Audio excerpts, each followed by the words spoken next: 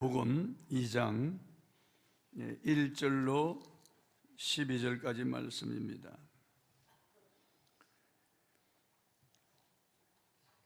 제가 봉독하겠습니다. 헤롯 왕 때 예수께서 유대 베들레헴에서 나심에 동방으로부터 박사들이 예루살렘에 이르러 말하되 유대인의 왕으로 나시니가 어디 계시냐?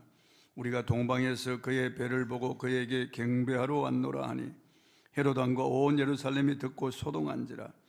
왕이 모든 대제사장과 백성의 서기관들을 모아 그리스도가 어디에서 나겠느냐 물으되 이르되 유대 베들레헴이니 이는 선지자로 이렇게 기록된 바 또 유대 땅 베들레헴아 너는 유대 고을 중에서 가장 작지 아니하도다. 내게서 한 다스리는 자가 나와서 내 백성 이스라엘의 목자가 되리라 하였음이니이다. 이에 헤롯이 가만히 박사들을 불러 벨이 나타난 때를 자세히 묻고 베들레헴으로 보내며 이르되 가서 아기에 대하여 자세히 알아보고 찾거든 내게 구하여 나도 가서 그에게 경배하게 하라. 박사들이 왕의 말을 듣고 갈새 동방에서 보던 그 별이 문득 앞서 인도하여 가다가 아기 있는 곳 위에 머물러 서 있는지라. 그들이 별을 보고 매우 크게 기뻐하더라.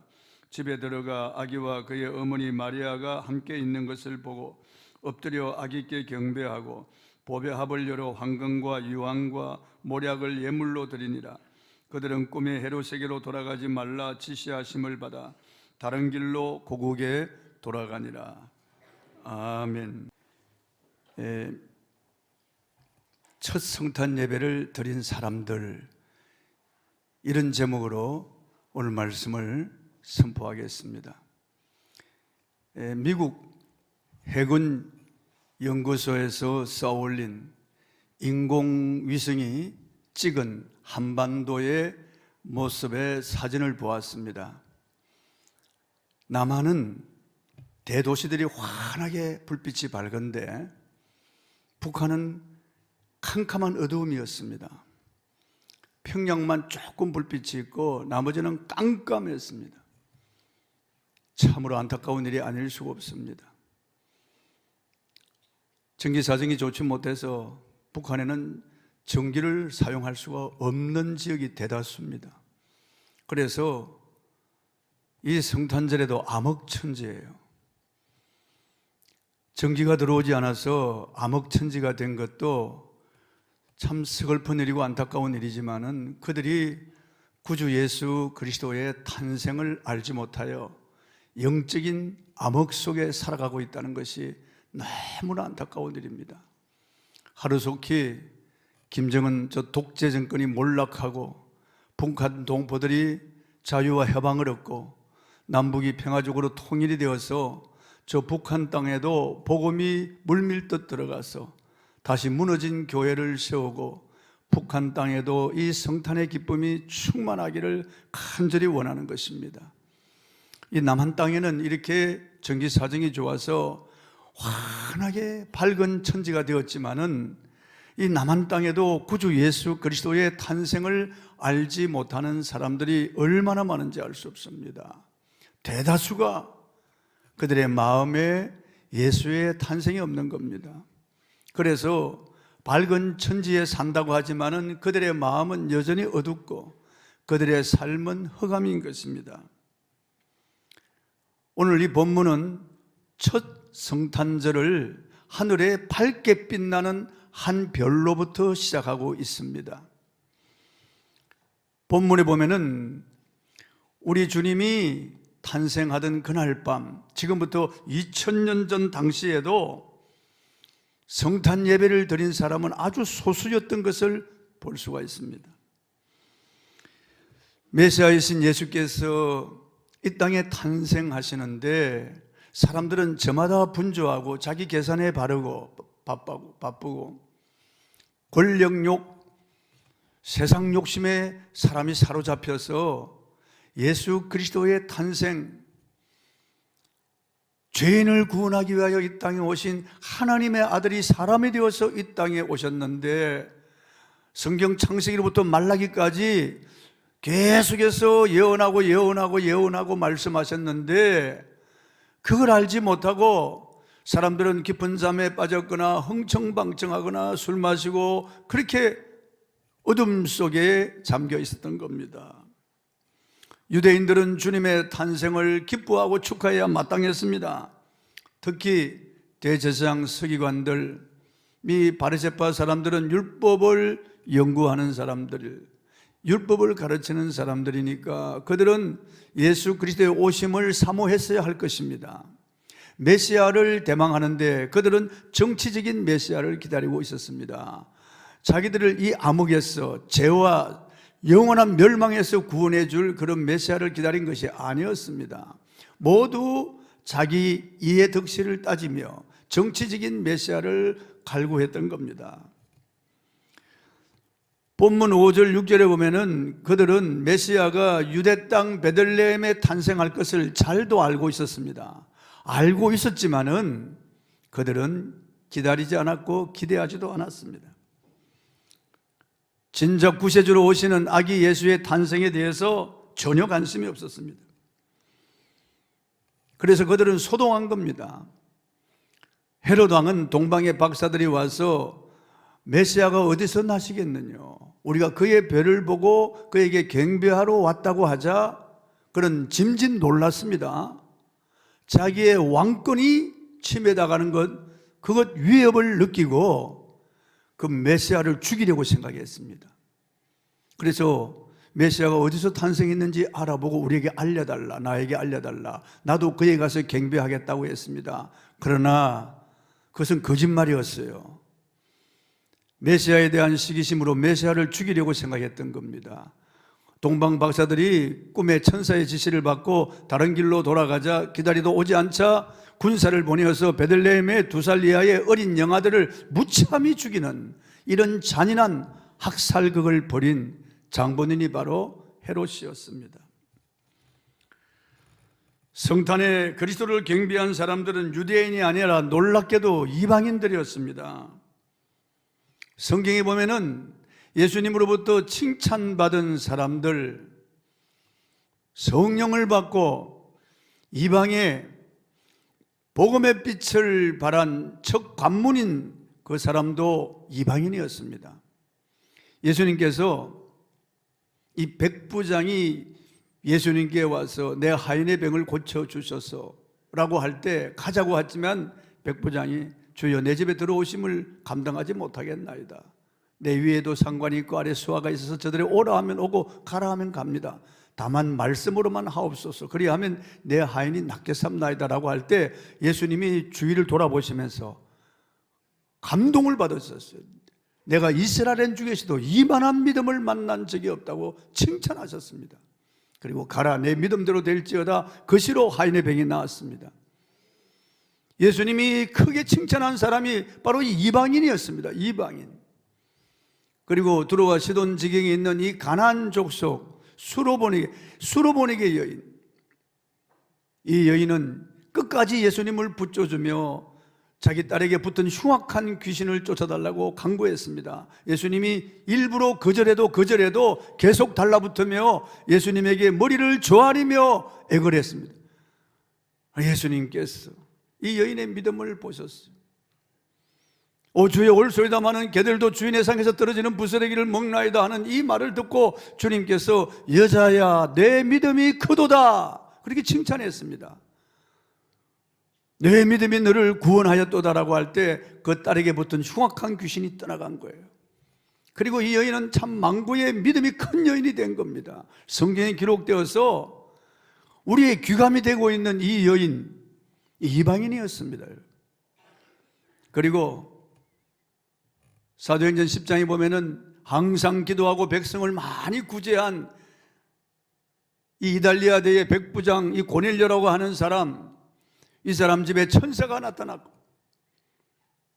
나중에 베드로를 초청해서 설교 듣는 가운데 성령 강림해서 이방의 복음이 들어가는 그 가교 역할을 한 가정이 되었습니다. 복받은 가정이 되었죠. 이 이방인입니다. 다. 마찬가지로 오늘 별을 보고 베들레헴까지 와서 아기 예수께 첫 경배한 사람이 바로 이방인들이었다는 겁니다.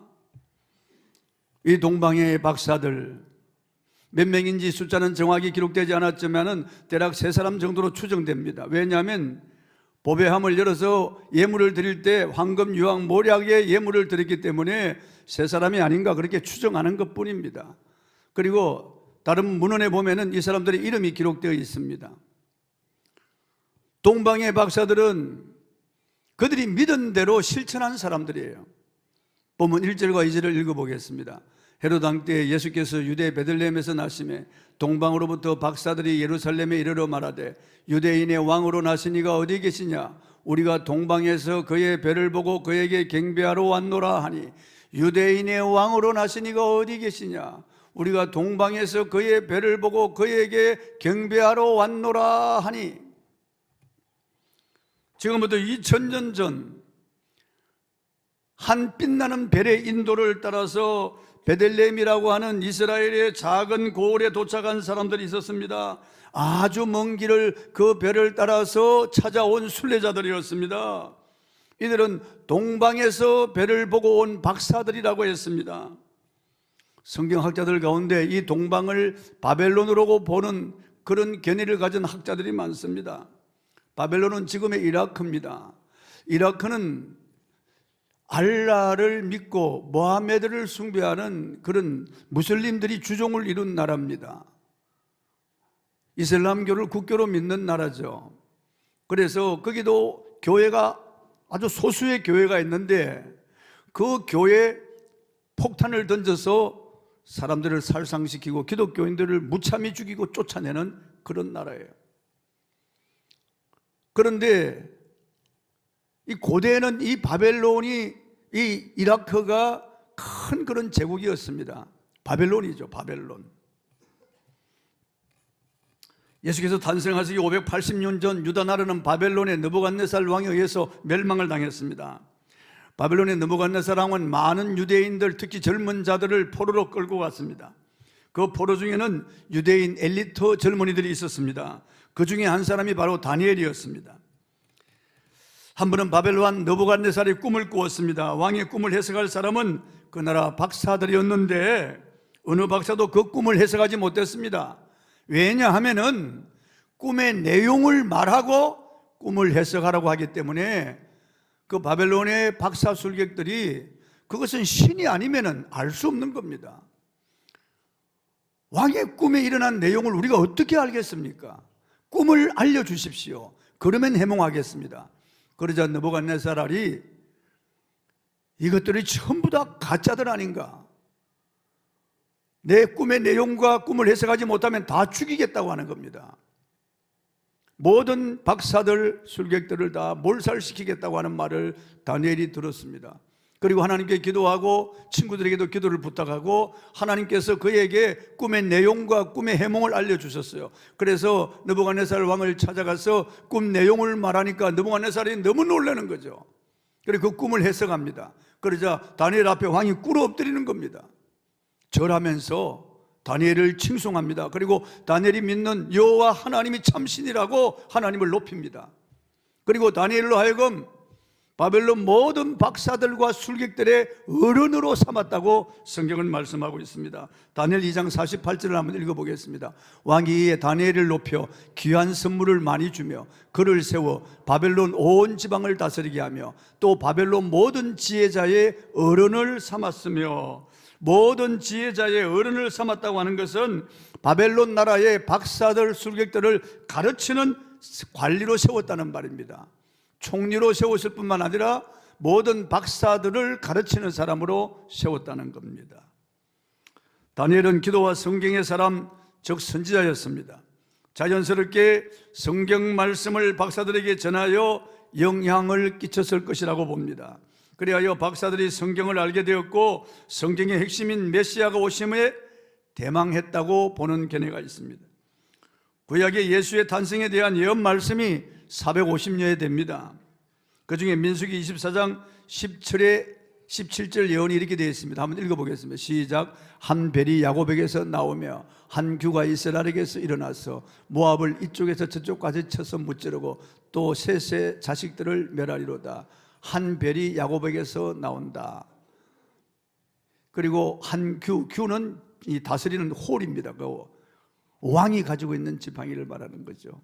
그 권세를 말하는 겁니다. 그러니까 메시아가 야곱에게서 나온다.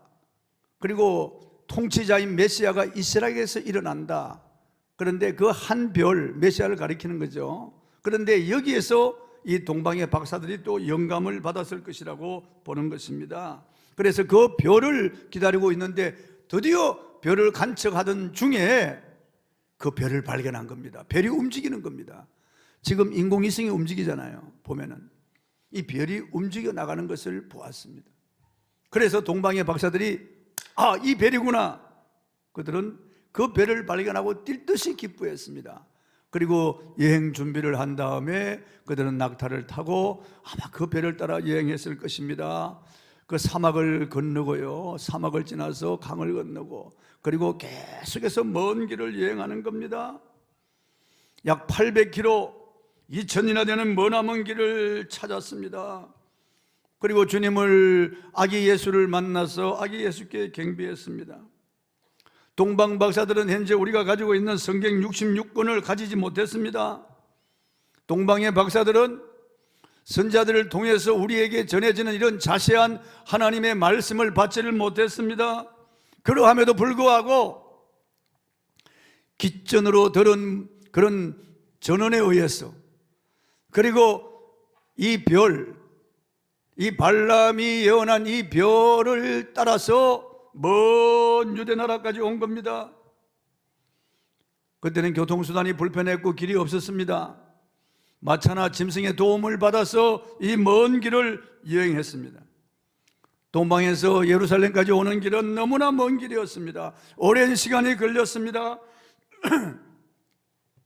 위험이나 어려움이 컸을 겁니다. 외로움도 있었을 겁니다. 박사들은 그러함에도 불구하고 끝까지 그 먼 길을 걸어왔습니다. 메시아 구세주를 찾아 경배드려야 하겠다는 그 일념으로, 간절한 마음으로 이 별을 따라서 그들은 유대 나라로 온 겁니다. 메시아를 찾아 만나는 일을 위해서 그들은 모든 것을 기꺼이 희생할 수가 있었던 것입니다. 어떤 대가를 치러서라도 저 별의 주인 메시아를 만나야 되겠다고 하는 이런 믿음이 있기에 가능했던 일입니다. 그들은 믿음으로 이 순례자의 길을 걸었습니다. 길을 포기하거나 중단하지 않았습니다. 끝까지 걸어간 겁니다. 우리 교회에서도 멀리서 오시는 분들이 있습니다. 저 남양주에서 오시는 분이 있고 저 양주 북부에서 오시는 분들도 있습니다. 그리고 저 시흥, 어왕시, 안양, 안산 곳곳에서 주일 되면 다 차로 오시는 분들이 많습니다. 그들은 가까운 교회도 있고 좋은 설교자들도 옆에 있겠지만은 내 교회라고 하는 그런 마음을 가지고 내 교회를 찾아서 먼 길을 오시는 분입니다. 저는 기도하면서 그분들이 오는 도중에도 은혜 받고, 오는 도중에도 기뻐하고, 와서도 은혜 받고, 돌아갈 때도 기뻐하며 돌아가게 해달라고 기도합니다. 이 동방 박사들이 실천하는 행동, 첫 선탕전에 이 땅에 오신 메시아를 만나서 그에게 경배하는 영광을 누렸습니다. 우리도 믿음을 바로 지키려면 박사들처럼 실천적인 신앙이 있어야 되겠습니다. 이 박사들은 하나님의 말씀을 우리처럼 자세히 듣지 못하고 자세히 공부하지 못했어요. 하나님의 말씀을 우리처럼 간직하고 있지 않았지만은 몇 마디 전언을 듣고도 이렇게 믿음으로 실천하는데, 우리들이 이런 놀라운 보고를 가지고 있는데도 실천하지 않는다면 서글픈 일이라고 볼 수 있습니다. 여러분, 믿음은 사색이 아닙니다. 믿음은 교리가 아닙니다. 믿음은 실천입니다. 믿음은 액션이에요. 행동하는 믿음이 우리에게 요구되는 겁니다. 성경은 행함이 없는 믿음은 그 자체가 죽은 것이라고 신랄하게 비판하고 있습니다. 참된 신앙은 지식에 머물지 아니하고 동방 박사들처럼 실천적 결단이 따라야 합니다. 오늘 성탄 축하 예배를 통하여 우리는 동방 박사들 같이 실천하는 그리스도인이 되어서 주님의 영광 보기를 간절히 소원합니다. 그리고 박사들은 아기 예수를 구주로 알고 아기 예수께 경배했습니다. 11절을 읽어보겠습니다. 집에 들어가 아기와 그의 어머니 마리아가 함께 있는 것을 보고 엎드려 아기께 경배하고 보배합을 열어 황금과 유황과 모략을 예물로 드리니라. 그들은 요셉이나 마리아에게 넙죽 엎드려 경배하지 않았습니다. 아직 말도 못하는 이 피덩어리 어린 아기, 강보에 쌓여서 말먹이통에 누워있는 어린 아기를 하나님의 아들로 알아보고 아기 예수께 엎드려 경배하고 가지고 온 예물을 드렸던 것입니다. 여러분, 성탄은 어떤 사건인가요? 성탄은 우연히 일어난 일이 아니고 갑작스럽게 이루어진 일도 아닙니다. 오래전 하나님께서 선지자들을 통하여 이미 예언하신 그대로 이루어진 겁니다. 하나님은 약속을 주시고 그 성경에 기록된 대로 반드시 이루시는 분이십니다. 그 확증이 바로 성탄입니다. 이사야 7장 14절을 읽어보겠습니다. 그러므로 주께서 친히 징조를 너에게 주실 것이라. 보라, 처녀가 잉태하여 아들을 낳을 것이요 그의 이름을 임마누엘이라 하리라 그랬습니다. 이사야 9장 6절에는요 이 아기가 기묘자 모사라고 그랬습니다. 기묘자, 신비로운 분이란 말입니다. 모사는 아주 지혜로운 분이란 말입니다. 그리고 전능하신 하나님, 영존하시는 아버지와 동일한 분이라고 그렇게 기록하고 있습니다.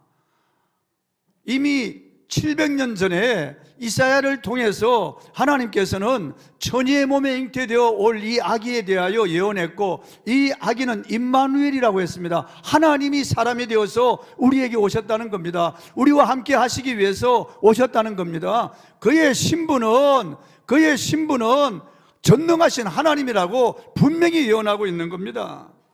미가서 5장 2절을 읽어보겠습니다.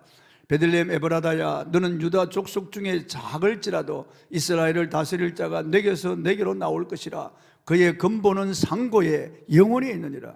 여러분, 우리 인간의 근본은 상고에 영원히 있지 않습니다. 우리는 어머니 모태에 만들 때 하나님께서 우리에게 생명을 넣어서 만드신 겁니다. 물론 하나님은 창세전에 우리가 태어날 걸 알고 이미 택하여 주셨죠. 그러나 우리는 근본이 상고에 영원히 있지 않습니다. 오직 하나님에게만 상고 영원이라고 하는 말을 쓰는 거예요. 오직 하나님에게만. 그러니까 이 베들레헴에 태어날 이 아기, 이스라엘을 다스릴 이 메시아가 근본이 하나님이라는 말입니다. 상고에 영원히 있다.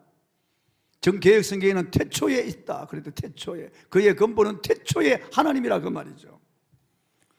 동방박사들은 이 아기가 바로 전능자 하나님이라고 하는 사실을 알고 그에게 엎드려 경배하고 그에게 합당한 예물을 드렸던 것입니다. 이건 성령의 감동이 아니고는 있을 수가 없는 일입니다. 오늘도 성령의 감동을 받은 사람만이 2000년 전 십자가에 못 박혀 처절하게 죽으신 그분이 나의 구세주라고 고백할 수 있는 겁니다. 성령의 감동이 아니면 누구도 예수를 하나님이라고 고백할 수 없고, 그 십자가가 나를 위한 십자가요, 십자가에 흘린 피가 내 죄를 씻어 주셨다고 고백할 수가 없는 겁니다. 믿지 않는 사람들은 헛소리 한다고 생각하는 거죠. 절대로 안 믿는 겁니다. 믿어지는 것이 은혜입니다. 여러분, 믿어지는 것이 성령의 감동입니다. 너희가 그 은혜를 인하여 믿음으로 말미암아 구원 얻었나니 이것이 너에게서 난 것이 아니요 행위에서 난 것이 아니니 이는 아무도 자랑치 못하게 하려 함이라고 말씀하겠습니다. 하나님의 선물이에요. 믿음도. 예수께서는 하나님을 보여주시기 위해서 이 땅에 오신 전능자 하나님이에요. 아버지를 보여주시기 위해서. 빌립아, 너가 나와 함께 그렇게 오래 있었는데 아직도 아버지를 보여달라고 하느냐? 나를 본 자는 아버지를 보았거늘 어찌하여 아버지를 보여달라 하느냐? 나와 아버지는 하나이라고 주님이 말씀하신 것입니다. 예수님은 아버지와 동일하신 분이에요. 물론 아버지 다르고 아들 다르고 성령 다릅니다. 그러나 이 삼위가 완전히 일치되기 때문에 한 하나님이라고 하는 거예요. 예수님께서 이 땅에 오셔서 많은 기적을 행하셨습니다. 그래서 사람들에게 이렇게 말씀하셨습니다. 나를 믿지 못하겠거든 내가 행하는 그 일을 보고 내가 그인 줄 믿어라. 내가 바로 메시아인 줄 믿어라. 그렇게 말씀하시는 것입니다. 역사상 그분같이 능력을 행한 사람이 없습니다. 그분같이 사랑과 동정으로 인간을 대한 분도 없습니다. 그분처럼 죽고 그분같이 부활한 사람이 없습니다. 그분의 삶이 바로 그분이 하나님이심을 보여주는 겁니다. 그런데 동방박사들은 군중들에게 말씀하시는 이 예수, 기적을 행하시는 예수, 죽은 자를 살리시는 이런 예수를 믿었던 것이 아닙니다. 구유에 누워있는 갓 태어난 핏덩어리 아기를 보고 이 아기가 하나님의 아들이요 이 땅에 오신 구세주임을 알아보고 믿음으로 예배를 드렸다는 겁니다. 그러므로 성경이 말씀하시는 그대로 믿음은 아무나의 것이 아닙니다. 믿음은 아무나의 것이 아니에요. 아무리 믿으라고 해도 하나님이 믿게 하지 않으면 믿어지지 않습니다. 여러분, 똑똑한 사람이 믿는다면 서울대 나온 사람들, 하버드, 예일대 나온 사람들 다 믿겠죠? 그렇지 않습니다. 여러분, 난 놓고 기억자도 모르는 할머니라도 할아버지라도 성령이 믿게 하시는 사람은 믿어지는 거예요. 저와 여러분이 예수 그리스도 2000년 전 이 땅에 오신 그분이 하나님이신 것 믿어지는 것이 최고의 복인 것을 믿으시기 바랍니다.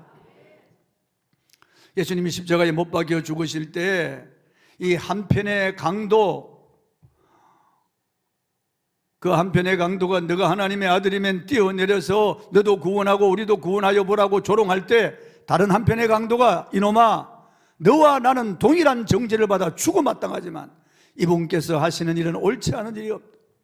예수여 당신의 나라에 임하실 때 나를 기억해 주옵소서 하고 놀라운 고백을 하는 겁니다. 여러분, 기적을 행하시는 예수를 본 게 아니에요. 능력 행하시는 주님을 본 게 아니에요. 이분의 놀라운 주옥 같은 말씀을 들은 것도 아니에요. 이분을 다른 사람도 아니에요.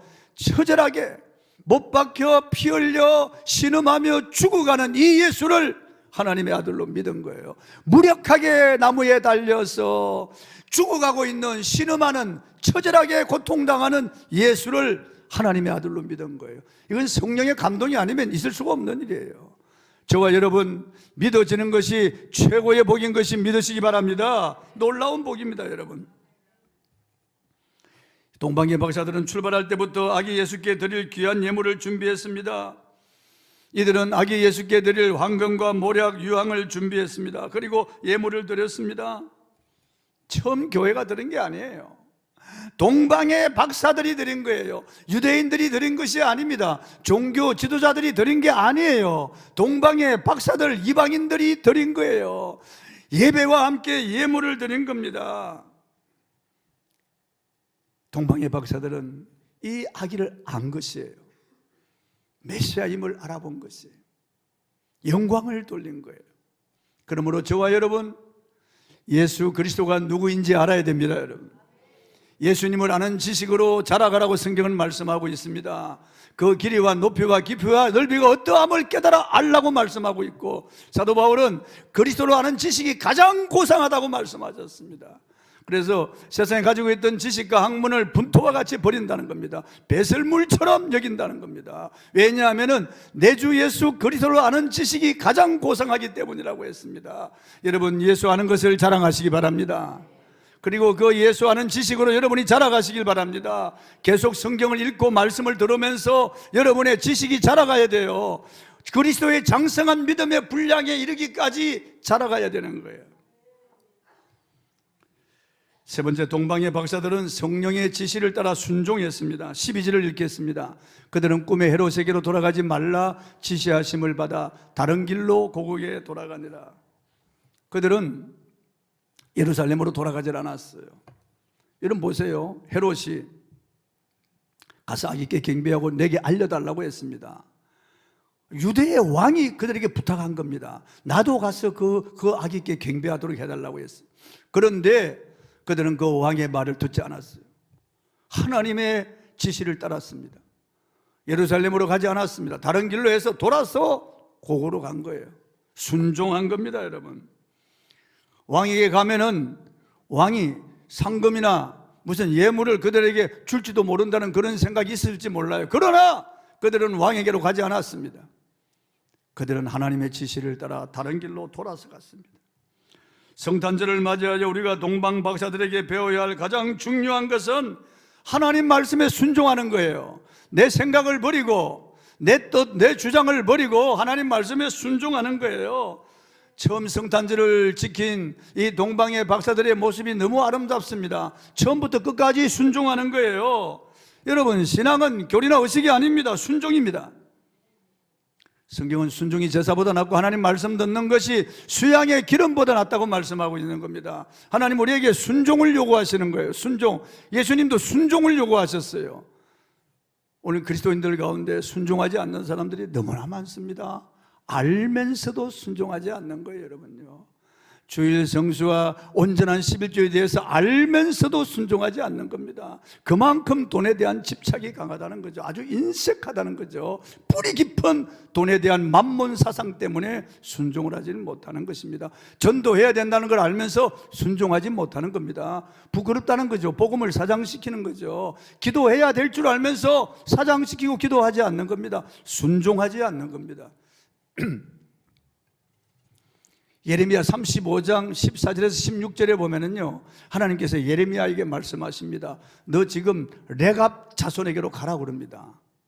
그 레갑 자손들은 레갑의 아들 요나답이 레갑 자손들에게 너희들은 밭을 일굴지 말라, 포도원도 만들지 말라, 그리고 포도주를 마시지 말라, 그리고 너희들은 집을 짓지 말라, 장막에 거하라. 그래서 광야 40년 동안 그들의 조상들이 지켜왔던 그대로 오직 하나님만을 경외하라고 레갑과 그의 아들 요나답이 그 자손들에게 지시하고 명령했는데, 예레미야가 활동했던 그 당시까지도 레갑의 자손들은 집을 짓지 않고 장막에 살고요, 밭을 일구지 아니하고 포도원을 가지지 않습니다. 포도주를 마시지 않습니다.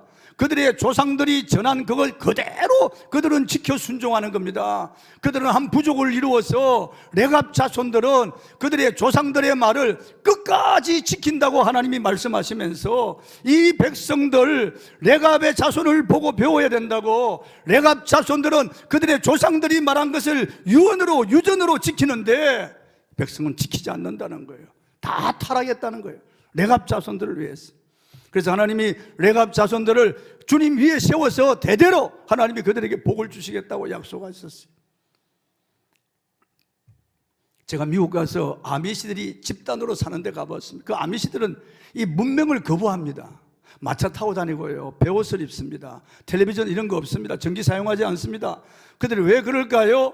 오염될까 봤어요. 죄가 들어올까 봤어요. 아미시들은 몇백 년 동안 그렇게 사는 거예요. 깨끗하게 신앙을 지키며 살겠다고 문명을 거부하고 그들은 그렇게 살아가는 거예요.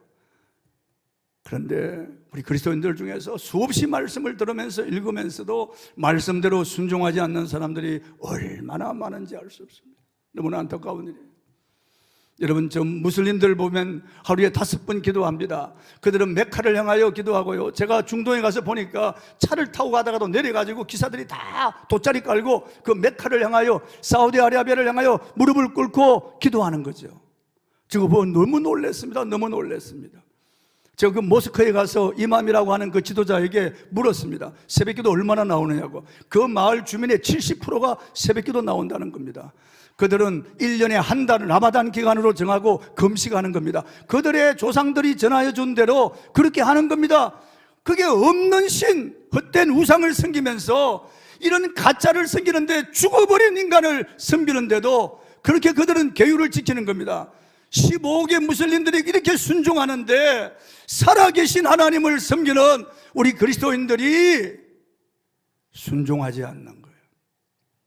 여전히 우리 인간의 고집을 세우고 있는 겁니다. 구원받았지만은, 은혜 입었지만은 값싼 은혜로 생각하는 것입니다. 이 은혜가 얼마나 중요하다고 하는 것을 알지 못하고 하나님이 주신 이 은혜를 값싸게 생각하는 겁니다. 우주보다 귀한 그의 아들을 희생하여 나를 구원해 주신 분의 이 명령을 지키지 않는 거예요. 내가 요나답의 명령을 받아 철저하게 지키는 레갑 자손들이 있는데, 이런 헛된 신을 숭배하면서도 철저하게 그들의 지시를 따라 순종하는데 안 한다는 거예요. 그리스도인들이에요. 하나님이 주신 영생 구원, 우리에게 주신 하나님의 귀한 선물, 바로 예수 그리스도, 예수님의 탄생을 맞은 오늘 이날 우리 다시 한번 결심해야 되겠습니다. 예수 십자가 나를 위한 십자가, 예수 부활 나를 위한 부활, 예수님의 나라 내 나라, 예수님의 권세 나의 권세라고 하는 사실을 우리가 믿는다면은, 오직 하나님의 은혜로 구원받은 것을 믿는다면은 실천해야 되지 않겠습니까? 실천해야 됩니다. 구원은 하나님의 선물입니다. 구원은 우리 인간의 노력이 아니에요. 구원은 거저 주시는 겁니다. 로마서 10장 9절 10절을 사람이 마음으로 믿어 의에 이르고 입으로 시인하여 구원에 이르느니라. 누구든지 주의 이름을 부르는 자는 구원을 얻으리라. 너무나 쉬운 거예요. 마음으로 믿어 의에 이르고 입으로 시인해서 구원받습니다. 주의 이름을 부르는 자는 다 구원받아요. 에베소 2장 8절 너희가 그 은혜를 인하여 믿음으로 말미암아 구원을 얻었나니 이것이 너에게서 난 것이 아니요 하나님의 선물이라. 행위에서 난 것이 아니니 누구든지 자랑치 못하게 함이라고 말씀하고 있어요. 구원은 그냥 주시는 하나님의 선물이에요. 엄청난 그런 은혜로 우리에게 주시는 선물이에요. 하나님이 어마어마한 희생을 치르고 그 대가를 지불하고 우리에게는 거저 주시는 겁니다. 그러므로 영생 구원을 받은 저와 여러분, 누가 영생 구원 받은 사람이라고 볼 수 있습니까? 순종하는 사람이에요. 누가 예수 믿고 구원받은 사람입니까? 순종하는 사람입니다. 말할 것도 없이 한량없는 하나님의 은혜를 입은 사람은 순종하는 겁니다. 동방박사들이 예루살렘으로 가지 아니하고 먼 길을 돌아가는 것, 그들의 순종. 자기 생각이나 자기 경험을 말하지 아니하고 높은 왕의 지시를 따르지 아니하고 하나님 말씀대로 순종하여 돌아간 대로 우리도 마찬가지로 하루하루 살아가면서 순종의 길을 걸어가야 되겠습니다. 내 생각 버리고 내 욕심 버리고 내 고집을 버리고 순종의 길을 가야 되겠습니다. 내가 주인이 아니고 내가 왕이 아닙니다. 그리스도가 주인이고 그리스도의 왕인 것입니다. 그분의 말씀을 따라서 우리는 걸어가야 되겠습니다. 말씀 마칩니다. 많은 사람들이 어둠의 길을 가고 있습니다. 암흑 속에 살아가고 있습니다. 예수 그리스도가 누구인지 알지 못한 채로 살아가고 있는 겁니다. 오늘도 제가 아침에 뉴스를 보니까 그 아나운서가 하는 말이 바티칸에서도 그리고 한국의 큰 교회에서도 전 세계 어느 곳에서 지금 성탄 예배를 드린다고, 그렇게 정치인들이 거기 와가지고 대통령도 거기 와가지고 이렇게 미사를 드리고 예배를 드린다고. 그런데 하나님을 알지 못하는 거예요. 수많은 사람들이에요. 천주교의 대다수 신자들이 예수 그리스도를 알지 못하는 겁니다. 예수님을 바로 안다면 그렇게 우상 숭배할 수가 없는 거죠. 오늘 그리스도인이라고 하는 사람들 중에서 예수가 누구인지 알지 못하는 거예요. 안다면은 그럴 수가 있겠어요. 그분이 나를 위하여 죽으신 하나님이고 나를 위하여 부활했고 나에게 이 구원을 주셨다고 하는 사실을 알면은 그럴 수가 있겠어요. 여러분, 예수님을 아는 지식으로 자라가시기 바랍니다. 주님께 순종하시기 바랍니다. 엎드려 경배하시기 바랍니다. 아낌없이 드리기를 바랍니다. 구주 예수를 기뻐하고 축하하고 영광을 구주 예수께 돌리는 저와 여러분이 되기를 바랍니다. 같이 합심해서 기도하십시다. 오 주여, 이 성탄절을 맞이해서 흑암 가운데 있는 자들에게 이 성탄의 기쁜 소식 예수 그리스도를 전할 수 있게 하여 주옵소서. 주여, 말씀대로 순종하며 믿음의 길을 걸어가게 하여 주시옵소서. 주의 이름을 부르고 기도하겠습니다.